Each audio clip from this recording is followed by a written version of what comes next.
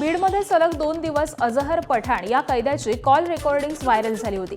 यामध्ये पहिल्या रेकॉर्डिंगमध्ये तो वाल्मिक कराडच्या गँगकडून आपल्याला अमानुष मारहाण झाल्याचं सांगतोय, तर दुसऱ्या रेकॉर्डिंगमध्ये वाल्मिक कराड यांना बदनाम करण्यासाठी माझ्यावरती दबाव टाकण्यात आल्याचा दावा करतोय।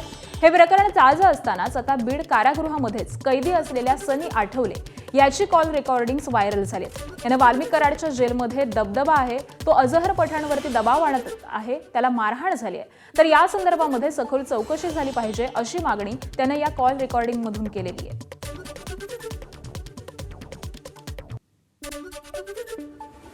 मी सनी आठवले, जिल्हा कारागृह बीड मधून बोलतोय।